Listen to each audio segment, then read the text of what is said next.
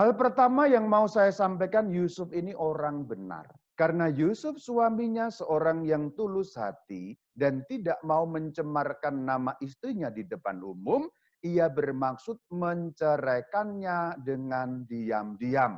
Kata yang diterjemahkan seorang yang tulus hati, itu bahasa aslinya berbunyi harafiah orang benar. Terjemahannya ini bukan salah. Terjemahan yang lain yang bisa kita pakai itu orang benar. Orang benar berarti itu benar dalam pikiran, perkataan, dan perbuatan. Itu yang dimaksud orang benar. Orang itu bisa loh, perbuatannya benar, perkataannya benar, pikirannya tidak benar.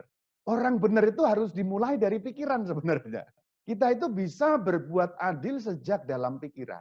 Belum apa-apa sudah melecehkan orang dalam pikiran itu kita kan sebenarnya nggak benar dalam pikiran. Kalau kita membuat pengakuan dosa di dalam gereja, yaitu pengakuan dosa dalam ritus tobat, mea culpa, mea maxima culpa, video prekor itu ya, saya mengaku, pikiran, perkataan, perbuatan. Jadi kalau disebut orang benar, Yusuf ini dari pikirannya sudah benar. Artinya apa? Sebagai orang benar yang sudah dimulai dari pikiran nanti nyambung ke perkataan dan perbuatan, pasti ketika Yusuf ini mengalami sesuatu yang tidak gampang, yaitu menerima kabar bahwa Maria sudah mengandung padahal dia belum berbuat apa-apa, pikirannya sudah benar dulu. Coba Anda membayangkan ini kalau sebagai manusia biasa, bapak-bapak atau laki-laki misalnya punya pacar atau punya tunangan, terus pacarnya, tunangannya ngabari, saya mengandung kan ya pasti otomatis akan ngomong, berbuat sama siapa kamu? Kan gitu. Bahwa pasti Yusuf tidak berpikir demikian. Itulah kenapa dikatakan tidak mau mencemarkan nama istrinya. Jadi belum tahu nih keadaannya pada waktu itu. Belum tahu persis, atau kalaupun sudah tahu, Yusuf ini belum mengerti. Belum mengerti sungguh-sungguh kejadiannya itu seperti apa. Kalaupun sudah mengerti, belum memahami sampai kepada maknanya. Sebenarnya ada pergulatan yang tidak gampang di situ. Ada perjuangan yang tidak ringan karena ini menyangkut perjuangan batin yang luar biasa. Kata yang diterjemahkan diceraikan itu sebenarnya mau berpisah gitu maksudnya. Nggak jadi suami istri lagi tetapi nggak bilang-bilang orang. Jadi orang melihat, orang di luar melihat bahwa Yusuf dan Maria masih sebagai suami istri.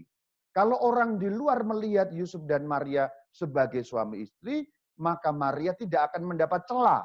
Atau yang lebih parah, Maria tidak akan mendapat hukuman rajam. Karena barang siapa berzinah dan ketahuan berzinah, hukum rajam. Dalam pandangan umum, pastilah di sini Maria dianggap berzinah karena Yusuf tidak berbuat apa-apa. Ya kok tiba-tiba kamu hamil? Wong lakimu nggak berbuat apa-apa, hayo dari mana? Zina kamu, rajam hukumannya. Nah ini ceritanya saudara-saudari. Poin kedua, Yusuf pendengar sabda yang baik. Setelah mengalami kebingungan kan dalam ayat yang kita bahas tadi itu kan sebenarnya kan bingung atau bergulat sebenarnya. Mengalami pergulatan yang sangat tidak ringan tentu saja. Namun kemudian terjadi dalam ayat 20. Tetapi ketika ia mempertimbangkan maksud itu, yang dimaksudkan maksud yang tadi, mau meninggalkan Maria diam-diam, Maria selamat, dia selamat, katakanlah begitu. Dia tidak harus menderita tekanan batin dengan melihat istrinya hamil, dia bukan yang berbuat, tapi juga dia tidak harus melihat Maria dihujat orang, apalagi dirajam orang.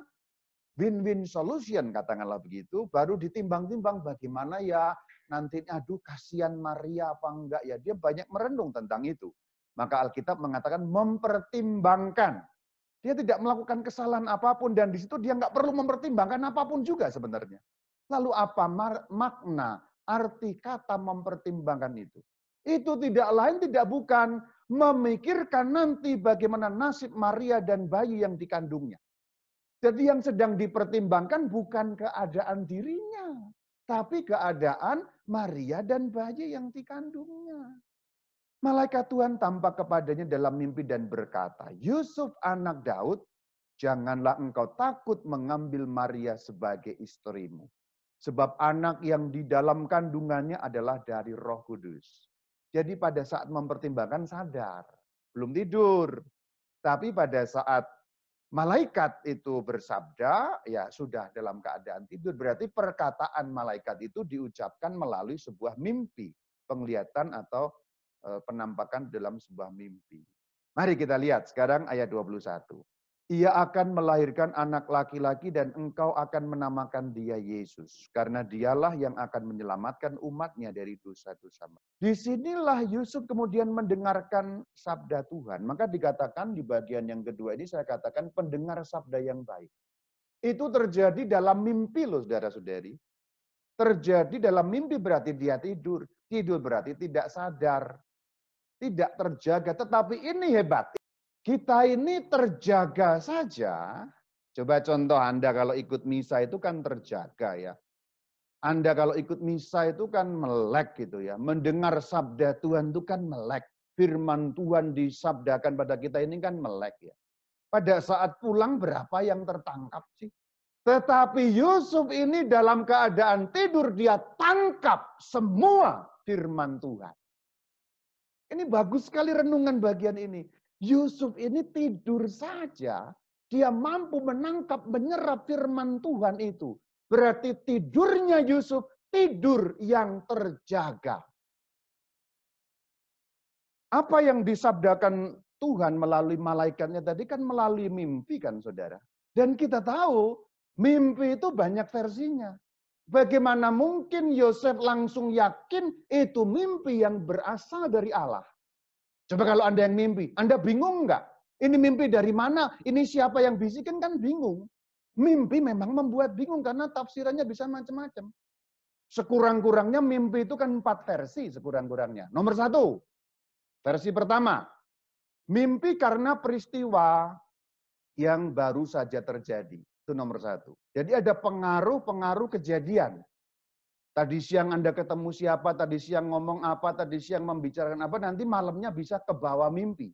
Jadi pengaruh pengalaman yang belum lama terjadi. Nomor 2, faktor psikologis.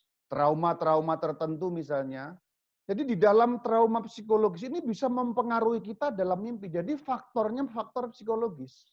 Nomor 3, gangguan roh jahat. Jadi roh jahat itu bisa masuk ke mimpi kita. Memberikan bisikan yang aneh-aneh melalui mimpi kita. Yang keempat, memang Tuhan berfirman melalui mimpi. Mana kita bisa langsung tahu coba? Ini kan mimpi. Sangat mungkin itu pengalaman. Ya betul, karena pengalaman Yosef kan sedang memikirkan mengenai nasib Maria. Bagaimana mempertimbangkan maksud itu. Nomor 2, karena psikologi. Ya pasti psikologinya Yusuf ini kan tertekan. Orang ini sedang dalam masalah. Tertekan sekali. Berarti psikologinya bisa juga pengaruh roh jahat. Wah, jangan-jangan roh jahat menggoda, memberi saran yang membuat dia masuk dalam kesalahan. Atau ini suara Tuhan. Bagaimana coba membedakannya? Karena Yosef ini orang jernih hatinya, maka kemudian dia bisa membedakan. Roh baiklah yang berbicara. Jadi jangan kira ini gampang. Jangan kira gampang. Kita ini kan kalau baca Alkitab ini kan kayak gampang-gampang. Lu Romo, Yusuf kan diberi petunjuk oleh Tuhan. Oh iya, oke. Tetapi ayo kita kupas. Petunjuk tadi masih punya 4 kemungkinan. Jadi kalau kita kupas, kita bedah itu nggak segampang yang kita baca, nggak semulus yang kita baca. Kalau kita membaca itu kan ya tuntut mulus, wah dikasih petunjuk beres bro. Enggak. Yosef tidurnya pun tidur yang mendengar firman. Maka patung Yosef tidur itu artinya mendengarkan bisikan ilahi yang menyampaikan solusi atas masalahnya. Nah ini berikutnya ini ya, Yusuf itu manusia aksi nyata tanpa kata. Sesudah bangun dari tidurnya Yusuf berbuat seperti yang diperintahkan malaikat Tuhan itu kepadanya. Ia mengambil Maria sebagai istri. Ini tanpa banyak omong, tanpa banyak kata. Lakukan, laksanakan. Ini bukan NATO, tapi manusia yang aksi nyata. Sekarang berikutnya ini saya bahas sekarang. Yusuf ini penyelamat sang penyelamat. Tapi ini bukan istilah dari gereja ya. Ini istilah saya, refleksi saya. Hasil saya berefleksi atas Injil mengenai Santo Yusuf, ini dapat saya pertanggungjawabkan istilah ini. Jadi Yusuf itu penyelamatnya sang penyelamat. Yang dimaksud sang penyelamat kan Yesus Kristus. Kok Romo bisa menyebut Yusuf penyelamatnya sang penyelamat? Pertama ini, Matius 1:25. Maria melahirkan anaknya laki-laki dan Yusuf menamakan dia Yesus. Penyelamatan pertama terjadi kapan? pada saat Yusuf memutuskan mengambil Maria sebagai istrinya. Karena kalau itu tadi dilakukan pilihan meninggalkan Maria tadi, atau malah melaporkan Maria, ketahuan orang lain, Maria dirajam. Kalau Maria dirajam, apa yang terjadi dengan janin dalam kandungannya? Pasti mati. Artinya potensi kematian sang janin, Yesus Tuhan dalam kandungan, sudah ada pertama, yaitu ketika Maria ketahuan mengandung tanpa perbuatan laki-laki. Langkah pertama, poin pertama, ronde pertama penyelamatan adalah ketika Yusuf memutuskan mengambil Maria sebagai istrinya. Disitulah langkah itu terjadi penyelamatan sang penyelamat. Ronde yang kedua ini cerita apa ini? Herodes ngamuk itu loh. Anak di umur bawah 2 tahun kan dibunuh itu loh. Kalau Yusuf tidak mengambil anak itu, membawa lari dengan sigap, apa yang terjadi? Dibunuh oleh pasukan Herodes, mati. Ini potensi kematian yang kedua, terancam yang kedua. Sedangkan pada zaman itu, Yesus Kristus masih berupa wujud bayi yang belum bisa apa-apa, yang membutuhkan pertolongan manusia di sekitarnya. Jadi Tuhan diselamatkan 2 kali oleh Yusuf. Setelah sampai di Mesir, kita tahu Yusuf itu penuh tanggung jawab. Yang pertama-tama saya sebut penuh tanggung jawab itu bukan karena membawanya ke Mesir. Kalau membawa ke Mesir tadi adalah penyelamatan. Tapi adalah membawa kembali ke tanah Israel. Yusuf itu orang Israel, Yesus orang Israel. Dan Allah berkenan menyelamatkan bangsa Israel. Maka kalau Yesus itu adalah Mesias yang ditunggu-tunggu, harus kembali ke tanah Israel. Yang berikutnya, yang nomor berapa ini? Nomor 7. Kayaknya kan dituntun terus. Oh enggak selalu. Di bagian ini, Yusuf murni menyimpulkan gelagat dunia. Maksudnya gelagat dunia itu dia nggak pakai bisikan, nggak pakai petunjuk Tuhan, nggak ada malaikat yang muncul, tetapi dia melihat situasi politik, ekonomi sosbud, ya, polek sosbud hankam itu, kemudian dia mengambil kesimpulan sendiri. Kita lihat, ada ayatnya. Matius 2 ayat 22. Tetapi setelah didengarnya bahwa Arkelaus menjadi raja di Yudea, menggantikan Herodes ayahnya, ia takut ke sana. Dia mendengar, oh ini Arkelaus. Dia mikir, waduh secara politis tidak stabil nanti. Ini anaknya Herodes bajingan jahat itu. Jangan-jangan pada baik, kata orang Indramayu sini. Jangan-jangan sasamiwon, samimawon. Nanti jahat juga. Kalau aku kembali ke Yudea, tampaknya politiknya nggak stabil, nanti ekonomi juga sulit. Aku harus tidak ada di sana. Yudea itu di selatan ya, Galil itu di utara. 3 refleksi ya. Mudah nggak mendengar dan menangkap sabda Tuhan. Nomor 2 itu bisa tidur nggak dalam masalah besar. Setelah Anda mengusahakan mentok, bisa nggak kayak Santo Yusuf seperti ini? Terlatih nggak membaca aneka perubahan dunia, gejala dunia, kemudian meneranginya dengan terang firman,